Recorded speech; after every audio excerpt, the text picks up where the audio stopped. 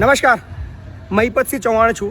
એક સરસ મજાની જોરદાર વાત કરવી છે અને હું ઈચ્છું છું આ વાત ગુજરાતના દરેક નાગરિક સુધી ચોક્કસથી પહોંચાડજો. 1 લાખ શેરિંગ થવું જોઈએ આ વિડીયોમાં, કારણ કે આ એક શેર એ કદાચ કેટલાય લોકોની અંદર જીવનની અંદર ખૂબ કામમાં આવે એવી વાત છે. એટલે પ્લીઝ શરૂઆત કરતાં પહેલાં જ વિડીયોને એક વખત શેર કરી દો. ગુજરાત સરકારના એક જોરદાર કાયદાની મારે તમને વાત કરવી છે. એક એવો નિયમ છે જે રોજ કામમાં આવે એવો છે. તમે ક્યારેક વાહન લઈને નીકળતા હોય છે, તમને રોજ અકસ્માત જોવા મળે છે. અત્યારે સાધનોની સંખ્યા એટલી બધી વધી ગઈ છે કે દરરોજ અકસ્માતો થાય છે. પણ રાજ્ય સરકાર, આપણી ગુજરાત રાજ્ય સરકાર તરફથી એક જોરદાર નિયમ બનાવવામાં આવ્યો છે કે આપણા ગુજરાત સરહદની અંદરમાં કોઈ પણ નાગરિક, એ ચાહે ગુજરાતનો હોય કે ગુજરાત બહારનો હોય, કોઈ એના આઈ કાર્ડની જરૂર નથી, કોઈ પણ પ્રકારના કાર્ડની જરૂર નથી, કોઈ પણ પ્રકારના કશું જ એનું પાસે મેડિકલનું કાર્ડ ના હોય ચાલશે. સીધું જ એની ટ્રીટમેન્ટ 50,000 રૂપિયા સુધીની સહાય એ રાજ્ય સરકાર ભોગવે છે. એટલે કે કેવી રીતે લાભ મળે છે તમને સવિસ્તાર આ માહિતી આપું છું. વિડીયોને પહેલા એક વખત શેર કરો. ગુજરાત સરહદની અંદર કોઈ પણ વ્યક્તિનું અકસ્માત થાય છે.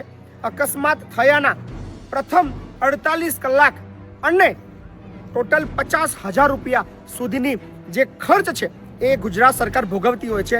એટલે કે માની લો કોઈ પણ વ્યક્તિનું એક્સિડન્ટ થાય, તમારે ગુજરાત રાજ્યના કોઈ પણ હોસ્પિટલની અંદર એને લઈ જવાના. એ ચાહે ખાનગી હોય, એ ચાહે ટ્રસ્ટ સંચાલિત હોય, એ ચાહે સરકારી હોય, એની કાઇન્ડ ઓફ હોસ્પિટલની અંદર તમારે લઈ જવાના.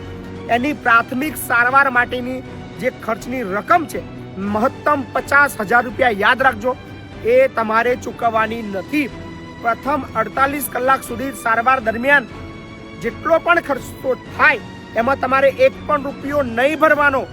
જો તમારી પાસે કોઈ પણ હોસ્પિટલ વાળો પૈસા માંગે, મહિપતસિંહને ફોન કરો.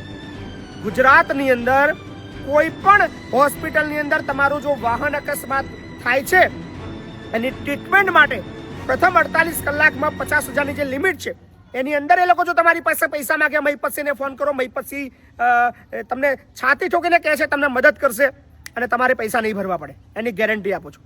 હમણાં જે કિસ્સો બન્યો, આ વિડીયો બનાવવાનું કારણ પણ એ જ છે. 1 કલાક પહેલા એક હોસ્પિટલની અંદર પેશન્ટ એડમિટ થયો છે. એનું એક્ટિવા પર કંઈક એક્સિડન્ટ થયું છે. 2-3 કલાક ટ્રીટમેન્ટ ચાલી, થોડી ગંભીર હોવાને કારણે એને રિફર કરવો પડ્યો છે બીજી હોસ્પિટલમાં.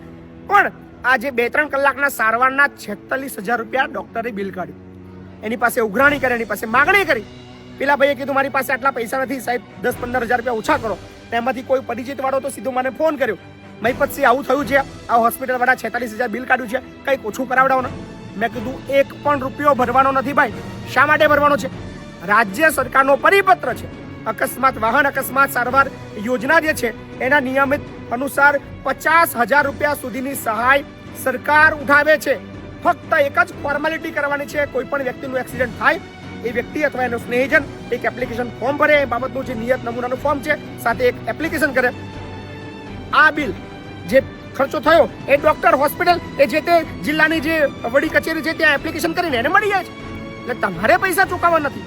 છતાં પણ જો અકસ્માત દરમિયાન 50,000થી નીચેની રકમ તમારી પાસે કોઈ પણ હોસ્પિટલ માગણી કરે, પ્રથમ 48 કલાક મહિપતસિંહનો સંપર્ક કરજો. 1 પણ રૂપિયો તમને ભરવાનો નહીં આવે, ગેરંટી આપું છું.